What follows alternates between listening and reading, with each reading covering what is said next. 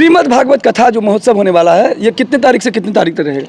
23 मार्च से 30 मार्च तक संपूर्ण जिला, संपूर्ण ग्रामीण, चारों तरफ के लोग से आग्रह करता हूँ भगवत कथा में आने का आविष्कार करें, हमें आशीर्वाद दें, बाबा भुवनेश्वर नाथ महादेव को दर्शन करें और उनकी प्रेरणा से लाभ उठावें।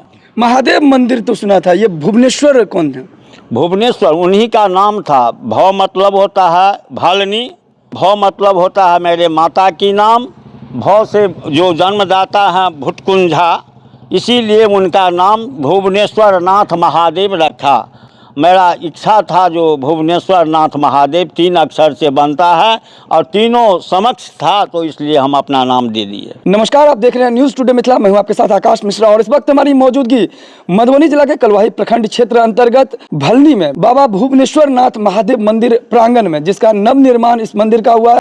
और इनके जो मुख्य यजमान हैं ये भलनी गाँव निवासी पंडित शिवानंद ठाकुर जी हैं और इनकी धर्मपत्नी है सच्ची देवी। भलनी की यदि बात करें तो यहाँ कहते हैं भक्ति में शक्ति। यहाँ के ग्रामीण जो है बढ़ चढ़ कर यहाँ पे दुर्गा पूजा और सरस्वती पूजा और अलग अलग पूजा, यहाँ पे धार्मिक प्रतिष्ठान में, यज्ञ में हमेशा से शरीक होते रहे हैं। लेकिन यहाँ जो हमारे साथ यजमान है पंडित शिवानंद ठाकुर जी, इनके मन में अंतर मन में आया, हालांकि ये भोले बाबा शिव के उपासक रहे, उनके पूजा अर्चना करते थे।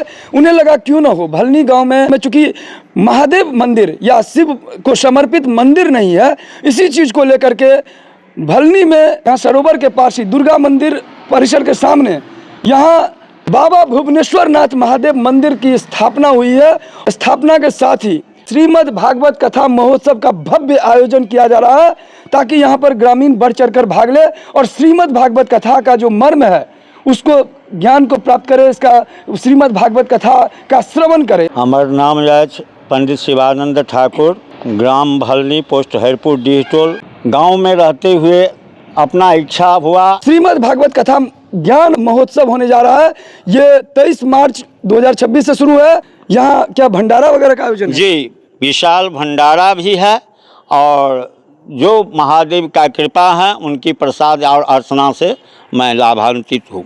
30 मार्च को कथा पूर्णाहुति होगी और साथ साथ यहाँ भंडारा होने वाला, भव्य भंडारा। तो आप सभी लोगों से अपील कर रहे हैं, जो यजमान हैं उन्होंने कहा कि आप सभी लोग आइए और इस पुण्य कार्य में सहयोग कीजिए। कहते हैं संसर्ग जहाँ दोष गुना भवंती, सत्संग से ही दोष और गुण होता है। और इस प्रकार के धर्म क्या है और धर्म कार्य के लिए क्यों बढ़ चढ़ कर हिस्सा होना चाहिए, इस चीज़ के लिए कहीं ना कहीं आप देख सकते हैं हमारे सामने जीता जागता उदाहरण है। और ये है पंडित शिवानंद ठाकुर, जिन्होंने कहा कि हमारे अंतर मन में ये भाव प्रकट हुआ, क्यों ना हो एक ऐसा मंदिर हो जो भोले बाबा हैं, जो कहीं ना कहीं पूरे सृष्टि का संचालक हैं, उनके लिए समर्पित ये मंदिर हो। और इस मंदिर का नाम रखा भुवनेश्वर, ये बाबा भुवनेश्वर नाथ महादेव मंदिर, जो भलनी में एक इतिहास रचने जा रहा है, शुरुआत हो चुका है। और इस तरह से कई लोग इससे प्रेरित भी होते हैं और इस तरह के धर्म कार्य में वो भी सोचते हैं क्यों ना हो अपने जीवन में कुछ ऐसा करें कि अपने जीवन के बाद भी अपना कर्म जो है यहाँ पर इस धरती पर रहे, ताकि लोगों को भी और ज़्यादा प्रेरणा हो, वो भी धर्म कार्य में बढ़ कर